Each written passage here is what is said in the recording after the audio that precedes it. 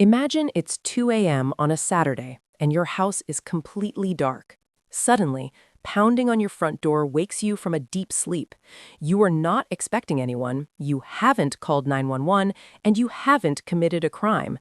But when you check your peephole, you see two uniformed officers standing on your porch. The question that races through your mind is the same one that has reached the Supreme Court countless times. Can they come in without a piece of paper signed by a judge? The answer, especially after the recent 2026 Case versus Montana ruling, is terrifyingly complex. My name is Sarah, and I am criminal defense analyst. And today, we are going to walk through the exact laws that protect your home and the specific loopholes police use to bypass them. This is not legal advice, but it is legal reality. To understand how this works, let's look at Julian. Julian is a 28-year-old graphic designer living in a quiet suburb. He's hosting a small dinner party with 3 friends. The music is a little loud, maybe a neighbor complained, maybe they didn't. At 10:30 p.m., there's a firm knock at the door. Julian, being a polite guy, opens the door wide to see what's going on. Standing there are 2 officers. One smiles and says, "Hey, we just got a report of some yelling. We just need to come in and make sure everyone is safe." Julian knows he has nothing to hide. He hesitates, looks back at his friends, and steps aside. The officers walk in. 5 minutes later, Julian is in handcuffs because of something sitting on his kitchen counter. What just happened? Julian fell for the oldest trick in the book, the knock and talk. Generally, the Fourth Amendment creates a bubble around your home. We call this the castle doctrine, or the sanctuary of the home. The Supreme Court has historically held that warrantless searches of a home are presumptively unreasonable. That means the default answer is no, they cannot come in. However, that protection evaporates instantly if you do what Julian did. Let's break down the 2 legal terms that turned Julian's dinner party into a felony charge. The first is consent, but not in the way you think. When Julian opened the door wide and stepped aside, he didn't sign a waiver. He didn't say, "I waive my Fourth Amendment rights." But in the eyes of the law, his body language was an implied invitation. Courts look at the totality of the circumstances. If a reasonable officer would interpret your silence and open door as an invitation to enter, you have just waived your warrant requirement. Once they're inside with your consent, the second term kicks in, plain view. The plain view doctrine is a legal rule that says if an officer is in a place where they are legally allowed to be, they can seize evidence of a crime without a warrant if it is immediately apparent. Because Julian let them in, they were lawfully present in his living room. That baggie of recreational contraband on the counter, that is now fair game.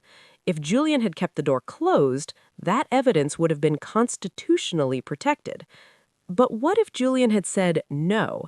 Could they have come in anyway? This brings us to the most critical and dangerous exception, exigent circumstances.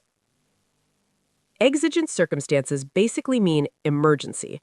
Police can breach your door without a warrant if they have probable cause to believe one of 3 things is happening. 1, the hot pursuit of a fleeing felon. 2, the imminent destruction of evidence. And 3, emergency aid. This third one, emergency aid, is where the law has just shifted under our feet.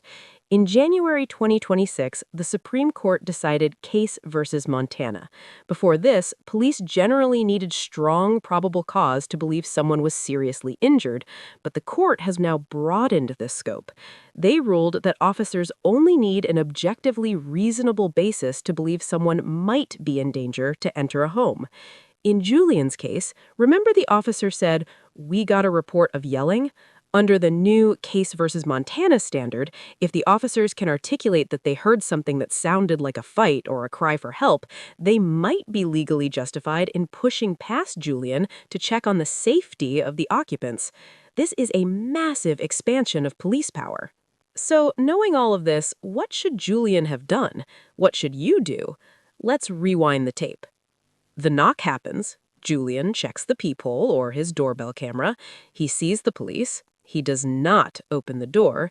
Instead, he speaks through the closed door or the intercom. He says, "Officer, how can I help you?"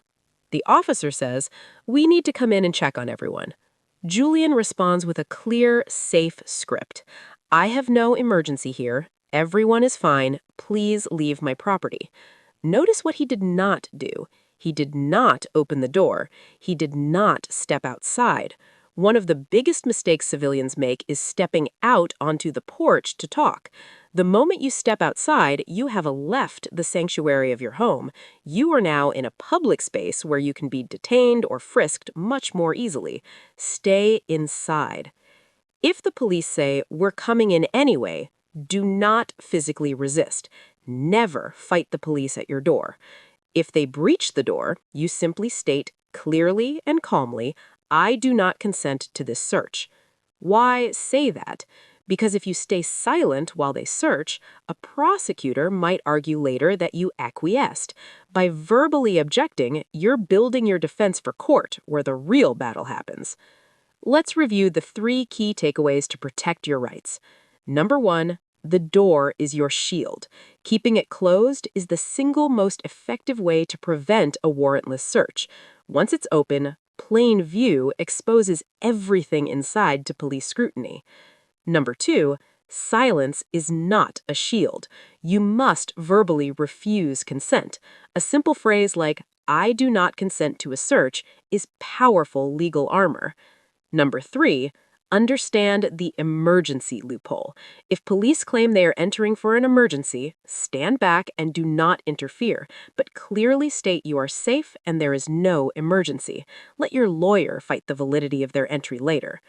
The Fourth Amendment is not self-executing. It requires you to assert it. In a world where Case versus Montana has lowered the bar for entry, your knowledge is your only defense. Stay safe, stay educated, and remember, your rights are like your muscles. If you don't use them, you lose them.